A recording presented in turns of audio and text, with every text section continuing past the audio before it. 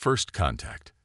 The vast emptiness of space stretched endlessly before the Zarkali research vessel Starweaver. Captain Myravek stood at her observation post, her iridescent scales shimming under the soft blue lighting of the bridge. Her 4 eyes carefully studied the unusual energy readings that had drawn them off their planned survey route. "Captain, the signature is becoming clearer," announced First Sensor Tilara, her tendrils twitching with excitement. "It's unlike anything in our database. The energy output, it's massive." Nyara moved closer to the sensor station, her ceremonial robes trailing behind her. The Zarkali prided themselves on being the most advanced civilization in known space. Their ships were marvels of biotechnology, grown rather than built. But these readings challenged everything they knew. "Show me," she ordered. A holographic display materialized, showing a pulsing red dot moving through space. The energy signature was orderly, controlled, but far more powerful than any drive system the Zarkali had encountered. "Visual range in 3 minutes," reported Navigator Kell. His fingers danced across the living control surface, adjusting their course. Nyara felt a flutter of anticipation in her secondary heart. First contact protocols were clear: observe, assess, and approach with caution. But something about this felt different from their previous encounters with spacefaring races. The bridge fell silent as the unknown vessel came into view. Nyara's breath caught in her throat. It was enormous. Where Zarkali ships were elegant and organic, this vessel was angular and imposing. Dark metal plates covered its hull like armor, and what were clearly weapon emplacements dotted its surface. Most striking was its size, easily 3 times larger than the Starweaver. "By the first egg," whispered Tilara. "It's a warship." Nyara studied the vessel more carefully. The design spoke of a species that had evolved in conflict, that built their ships expecting to fight. The Zarkali had abandoned warfare millennia ago, choosing to resolve conflicts through diplomacy and trade.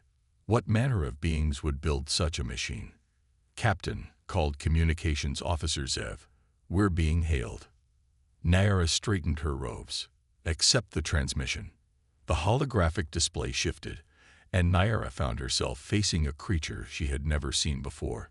It stood upright, with pale skin and dark fur on top of its head. Its face was flat, with only 2 eyes, and it wore some kind of uniformed covering. "This is Captain Sarah Chen of the Earth Defense Force vessel Hyperion. You've entered human-controlled space. Please identify yourself." The translation matrix took a moment to process the unknown language, but the message was clear. These humans were marking their territory. "I am Captain Myravek of the Zarkali research vessel Starweaver. We are peaceful explorers who detected your ship's unique energy signature. We mean no harm and would welcome peaceful discourse." The human captain's expression changed slightly, a gesture Nyara couldn't interpret. Peaceful explorers. In a ship equipped with quantum scanning arrays and phase-shifted shields. Nyara's scales rippled in surprise. Their defensive systems were supposed to be undetectable. These humans were more technologically advanced than their brutal ship design suggested. "We believe in being prepared while we explore," Nyara responded carefully. "Though our technology is defensive in nature, we have not engaged in warfare for over 1,000 cycles." Captain Chen's expression shifted again, this time showing what might have been amusement. "A sensible policy. We humans have found that the galaxy can be a dangerous place. Would your crew be interested in coming aboard? We could exchange information about our respective civilizations." Nyara considered the offer. First contact protocol suggested caution, but the opportunity to learn more about these fascinating humans was too tempting to refuse. "We would be honored," she replied. "Though I must ask, your ship's capabilities are impressive. Why build vessels of such military power if you also seek peaceful contact?" Captain Chen's response would stay with Nyara for years to come. "Because, Captain Vek, we humans learned early in our history that peace is not merely the absence of conflict. Peace is something that must be protected. And sometimes, The best way to avoid war is to be ready for it. As Naira prepared her diplomatic team for the visit, she couldn't shake the feeling that the galaxy was about to change. The Zarkali had long considered themselves the pinnacle of civilization. But these humans, with their practical wisdom and powerful ships, suggested there was still much to learn. Little did she know, this meeting would not only change both their civilizations, but would soon prove vital to the survival of all spacefaring species in the galaxy. The invitation, the docking procedure with the Hyperion, was unlike anything the Zarkali had experienced. Instead of the organic, symbiotic joining they were accustomed to, they watched as massive mechanical arms guided their shuttle into a cavernous bay filled with other vessels. Captain Vec led her small delegation, First Censor Tilara, Security Chief Kex, and Cultural Specialist Mira, through the airlock. The first thing that struck them was the gravity, noticeably stronger than on their own ships. The second was the noise, a constant hum of machinery that felt foreign to beings used to the quiet pulse of living vessels. Captain Chen waited for them, accompanied by several officers. Up close, the humans were even more fascinating.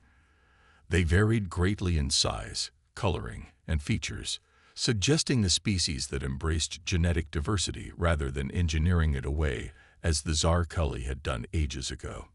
"Welcome aboard the Hyperion," Chen said, extending her hand in what Tilara quickly identified as a greeting gesture. Naira carefully mimicked it, her scaled fingers meeting Chen's smooth ones. "Your ship is impressive," Naira said, choosing her words carefully. "We've never seen anything quite like it." Chen smiled. "That's what we usually hear. Come, let me show you around.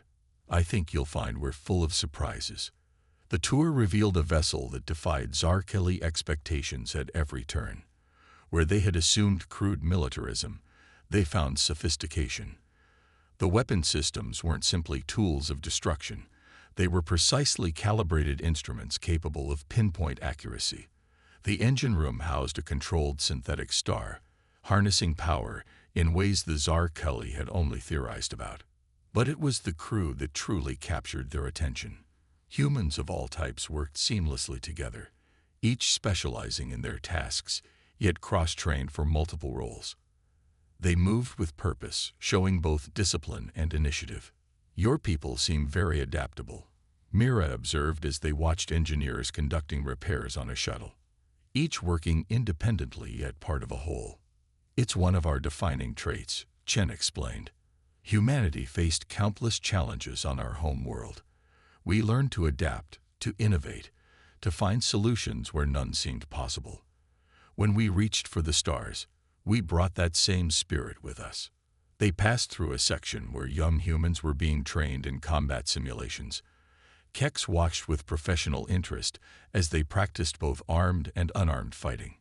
"You prepare even your scientists for battle?" he asked, noting the laboratory insignias on some of the trainees' uniforms. "Everyone on this ship is both a specialist and a warrior," Chen confirmed. "We learned that lesson the hard way during our early space expeditions.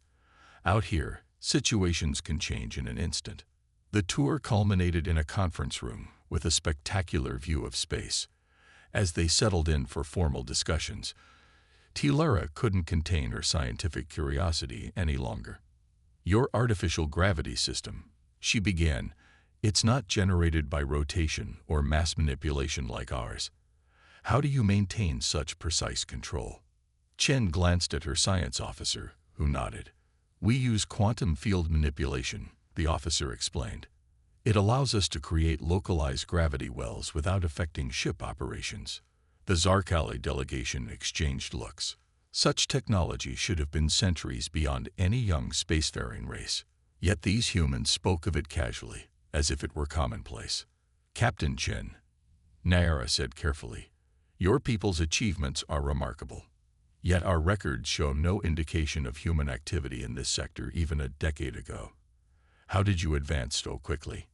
Chen's expression grew serious. "Necessity, Captain Vec. Earth's history is filled with conflicts that drove innovation.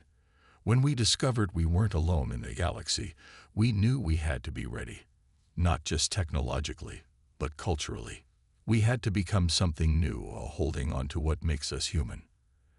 And what is that? Mira asked, her cultural curiosity piqued. Our diversity, our creativity, our determination to survive and thrive no matter the odds. But most importantly, our ability to learn from and work with others. Chen leaned forward. Which is why we're glad to meet the Zarkali. We've heard rumors of growing dangers in this sector of space. Perhaps it's time our peoples combined our strengths. As if on cue, alarms began blaring throughout the ship. Chen's communication officer burst into the room, face grave. Captain, multiple unauthorized quantum signatures detected. They match the pattern of the raiders we've been tracking. Chen turned to her guests, her expression now pure military commander. It seems you're about to see why we build our ships the way we do. Would you care to observe how humans handle unwanted visitors? Nyara felt her scales ripple with anticipation. Whatever was coming, she suspected it would forever change her people's understanding of humanity, and perhaps the balance of power in the galaxy itself. Hidden threats. The Hyperion's Combat Control Center hummed with focused energy as Captain Chen led the Zarkali delegation to a raised observation platform. Multiple holographic displays showed the approaching vessels, 7 sleek, predatory-looking ships moving in attack formation. Vorkath raiders, Nyara breathed, her scales darkening with concern. We've lost several research outposts to their attacks. They strip everything of value and leave no survivors. We're familiar with their work, Chen replied grimly. They've been probing human space for months. Today they'll learn why that was a mistake. Commander Rodriguez, battle stations. The transformation of the Hyperion's crew was immediate and impressive. Gone was any trace of the casual efficiency the Zarkali had observed earlier. Now every human moved with precise, practiced urgency. All hands to battle stations. This is not a drill. Repeat. All hands to battle stations. Rodriguez's voice echoed through the ship. Weapon systems online. Shield generators at maximum capacity. The Vorkath ships split into 2 groups, clearly intending to flank the Hyperion. They were known for their sophisticated cloaking technology and devastating energy weapons. The Zarkali had never found an effective defense against their attacks. They're powering up their phase cannons, Tilara reported, reading the data from her portable scanner. Captain Chen, our research shows their weapons can bypass most conventional shields. Chen smiled. It wasn't a pleasant expression. We know. Lieutenant Park, activate the quantum mesh. Weapons, target the lead ships but hold fire until my command. The space around the Hyperion shimmed as layers of invisible defenses activated. The Vorkath opened fire, their energy beams streaking toward the human vessel. The Zarkali braced for impact, but the devastating weapons simply disappeared into the quantum mesh, their energy absorbed and redirected. Impossible, Kex whispered. No shield technology should be able to do that. Not a shield, Chen corrected. A 4-dimensional energy sink. Now let's show them how Earth handles pirates. All batteries, fire at will. The Hyperion's response was devastating. Multiple weapon systems engaged simultaneously. Conventional railguns, plasma cannons, and something the Zarkali had never seen before. Beams of pure gravitational force that twisted space itself around the target ships. 2 Vorkath vessels were destroyed instantly. A third spun out of control, its hull breached in multiple places. The remaining raiders attempted to retreat, their cloaking devices activating. They're trying to escape, Nyara observed. No, Chen said firmly. They're trying to regroup for another attack. It's their standard tactic, but we've been expecting this. Lieutenant Wu, activate the quantum trackers. On the tactical display, the invisible Vorkath ships appeared as clear as day, their cloaking technology rendered useless by human ingenuity. How? Tilara demanded. Their cloaking technology bends light and energy around their ships. There should be nothing to track. They can bend light and energy, Rodriguez explained, but they can't hide their gravitational footprint. We developed these trackers specifically for dealing with raiders like them. The remaining Vorkath ships, realizing they were still visible to the Hyperion, attempted a desperate attack run. They never got close. The human vessel's defensive systems predicted their approach vectors perfectly, and its weapons found their targets with unwavering accuracy. In less than 10 minutes, the battle was over. Where there had been 7 feared raider vessels, there was now only drifting debris. The Hyperion had taken minimal damage, none of it significant. "Dispatch rescue shuttles," Chen ordered. "If any of them survived, we'll take prisoners. The rest of the fleet will want to question them." She turned to the Zarkeli delegation, who were still processing what they had witnessed. "I apologize for the interruption to our diplomatic meeting. The Vorkath have been a growing problem in this sector.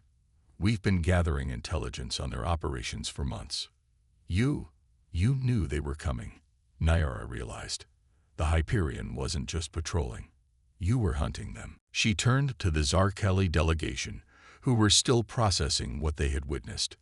"I apologize for the interruption to our diplomatic meeting. The Vorkath have been a growing problem in this sector. We've been gathering intelligence on their operations for months." You knew they were coming," Nyara realized. "The Hyperion wasn't just patrolling. You were hunting them." Chen nodded. "We tracked their attack patterns and positioned ourselves where they were likely to strike next. Though I admit, we didn't expect to have guests for the demonstration." "Why didn't you tell us?" Kex asked, his security training making him suspicious. "Because," Chen replied, "we needed to be certain you weren't working with them. Some species in this sector have been providing the Vorkath with intelligence and safe harbor in exchange for a share of their plunder." The implications hit Nyara like a gravity wave. The humans hadn't just been testing their weapons against the raiders. They had been testing the Zarkeli's reactions. Every moment of their tour, every seemingly casual interaction, had been part of a complex assessment. "And now that you've confirmed we're not collaborators?" she asked. Chen's expression softened slightly. "Now we can have a real discussion about the future of this sector of space. Because the Vorkath aren't the only threat out there, and humanity believes in facing dangers alongside friends rather than alone." As cleanup operations began around them, Nyara realized that the humans had shown them far more than their military capabilities. They had demonstrated foresight, strategy, and a level of tactical thinking that went far beyond simple combat. Most importantly, they had shown that despite their powerful weapons and advanced technology, they still valued cooperation and alliance. The galaxy was indeed changing, and the Zarkeli would need to change with it. But perhaps, Nyara thought, that wasn't such a bad thing after all. Alliance in the making. The aftermath of the battle brought a flurry of activity aboard the Hyperion. Rescue teams returned with survivors from the Vorkath ships, while repair crews assessed the minimal damage sustained during the fight. Captain Myeravek and her delegation observed it all from a secure observation deck, their perception of humanity shifting with each passing moment. "Your medical teams are treating the raiders," Mira noted, watching as human doctors tended to injured Vorkath prisoners. "Even after what they've done. Basic human rights apply to all sentients," Captain Chen explained, joining them. "Besides, healthy prisoners provide better intelligence than dead ones." A holographic display showed the interrogation of a Vorkath captain. The raiders' usual arrogance had been replaced by genuine fear, not of physical harm, but of the technological superiority they had witnessed. "We've learned something interesting," Chen said, her expression grave. "The Vorkath aren't acting independently anymore.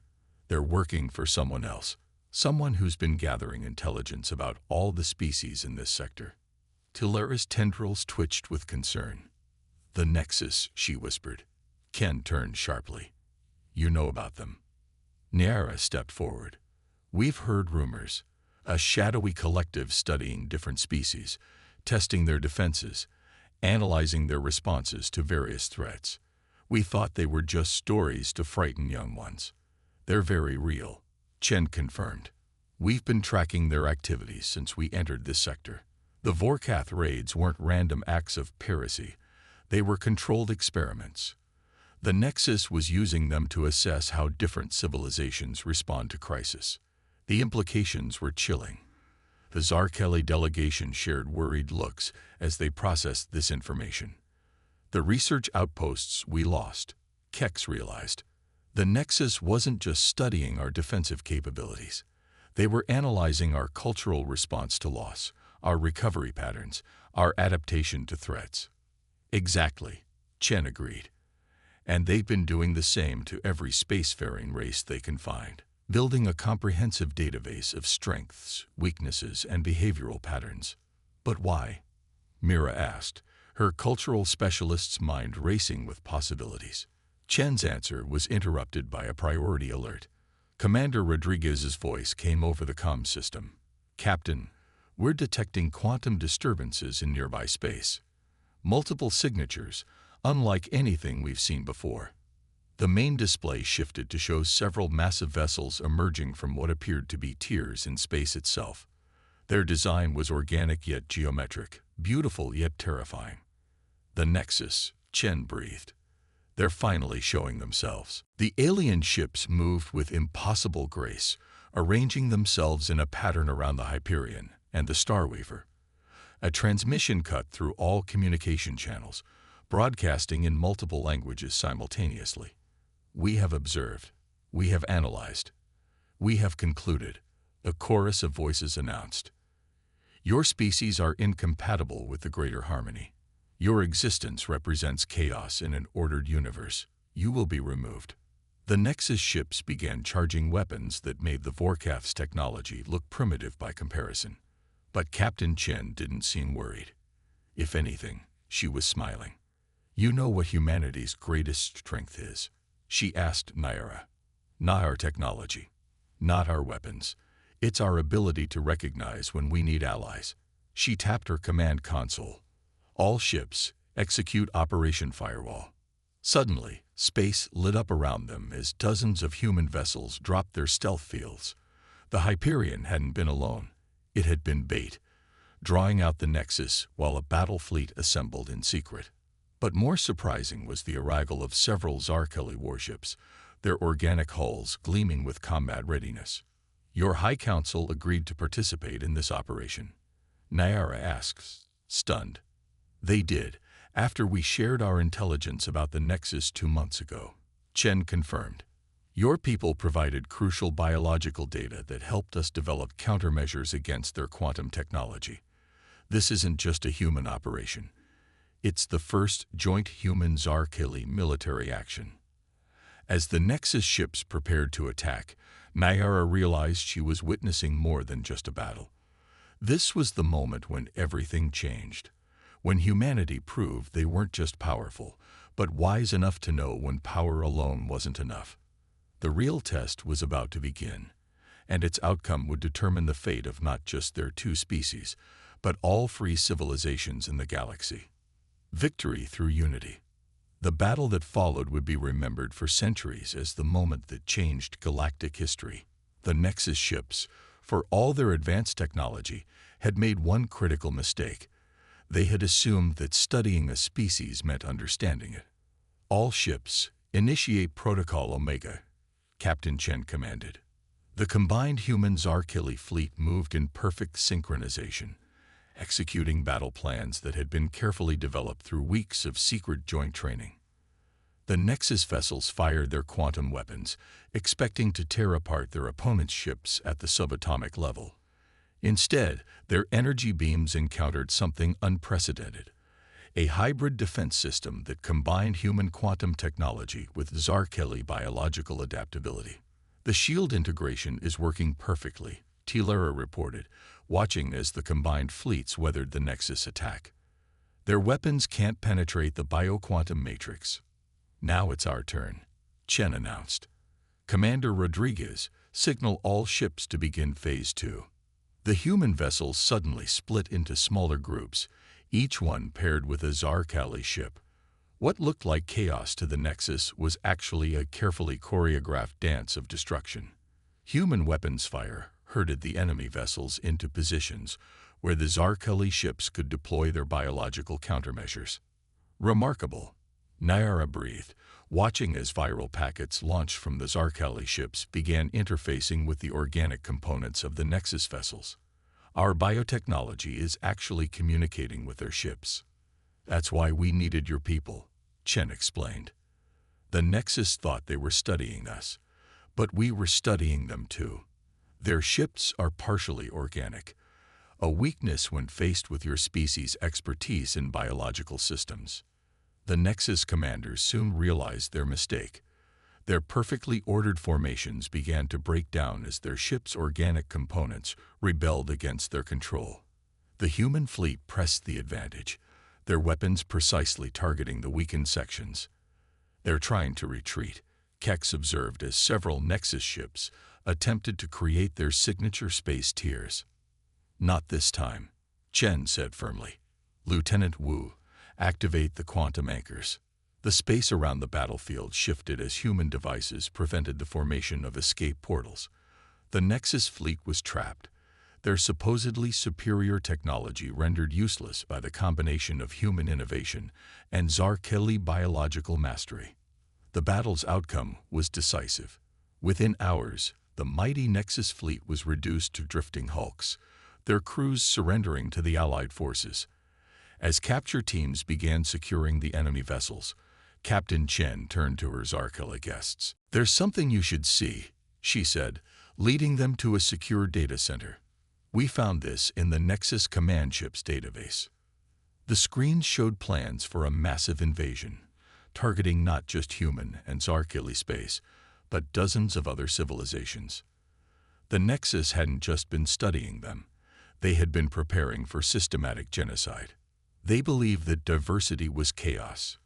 Mira said, her cultural specialist training helping her understand the Nexus mindset. They sought to impose their version of order on the galaxy.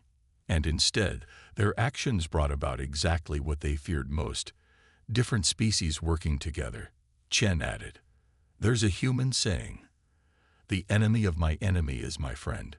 But I think we've proven we can be more than just convenient allies." Nyara looked at the human captain thoughtfully. "Your people knew about the Nexus threat for months. You could have fought them alone, kept your technological advantages secret. Why risk sharing them with us?" Chen's answer was simple but profound. "Because humanity learned long ago that true strength isn't about standing alone. It's about standing together. We advanced quickly not just because we had to, but because we understood that survival depends on cooperation as much as competition." In the days that followed, as human and Zarkeli ships began joint patrols of the sector, news of the Alliance spread throughout known space. Other species, impressed by the defeat of the Nexus, began reaching out, seeking to join what would eventually become known as the Galactic Concordat. The Nexus had sought to eliminate chaos through uniformity. Instead, they had sparked the creation of something far more powerful, a union of diverse species, each contributing their unique strengths to create something greater than the sum of its parts. As Nyara prepared to return to her people with tales of human ingenuity and proposals for deeper cooperation, she reflected on how quickly everything had changed. The Zarkeli had once thought themselves the peak of civilization. Now they understood that true advancement came not from perfecting oneself in isolation, but from learning and growing alongside others. The stars seemed brighter somehow, full of promise rather than threat. Humanity had not just defended against a powerful enemy. They had shown the galaxy a better way forward.